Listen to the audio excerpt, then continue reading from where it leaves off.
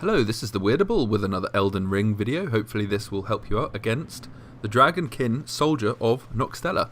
He's a pretty tough boss if you don't know what you're doing, like most bosses, but this guy will definitely one-hit you with some of his attacks. So what you're going to want to do is immediately lock on to a limb of your choice. I like to go for the left leg, and then as you get closer to him, and he is winding up to attack you with one of his arms, you need to basically jump at the right time to jump through the attack and hit the limb that you have locked onto. I tend to go for a strong attack and maybe followed up by a primary R1 attack.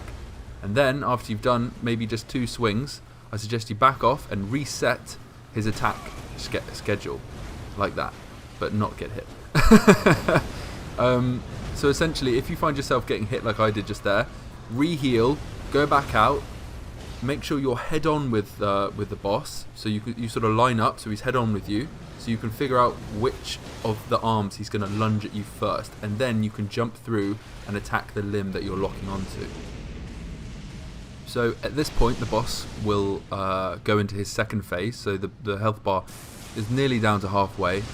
You can get a lot more damage done to him. I have actually managed to stun him into a critical where you can get a lot of damage on his head because he sort of falls over and you can attack him. But in his second phase, it's a very similar sort of approach to it, but obviously he has some basically 2 new attacks, which are essentially this lightning throw, which causes frost damage to the water. But one thing you can actually do is you can actually jump over.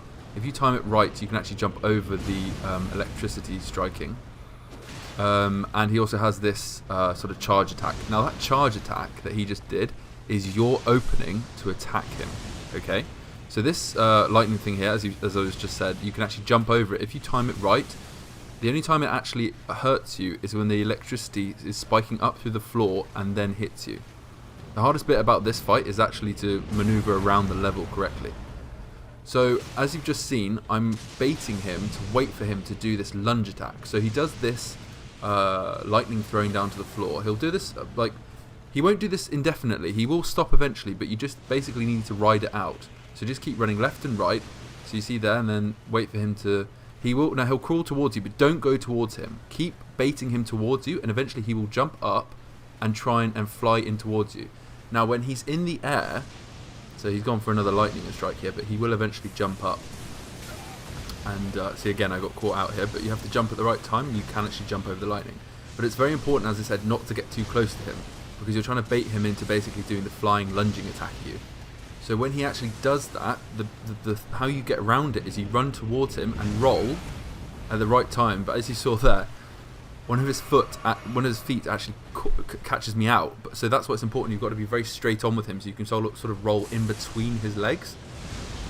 It does sound a bit difficult, but when you get the hang of it, I basically almost take no damage any time after this. I sort of manage to get out of the way of his feet because I roll head on towards him.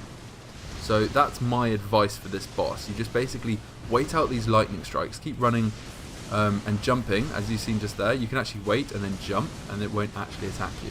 It won't hurt you, sort of thing. But you've got to wait for him to just finish this. Don't be tempted to get close to him, because then he'll just destroy you. So you're waiting for this. Wait, roll now. See there? And then you run in and do an R2 and you do damage. That's basically all you're doing. And it does take a bit of time, I know, but eventually it will get his health bar down and you will defeat him.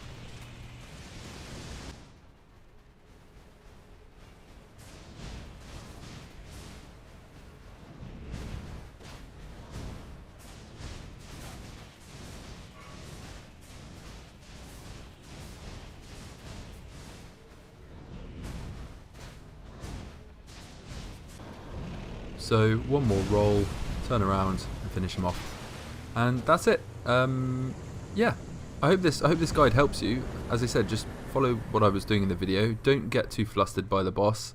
Try not to get caught out by the electricity as well, and watch out for these columns that can change the trajectory of his inbound flight charge attack. Anyway guys, thanks for watching, hope this helped, and I'll see you later.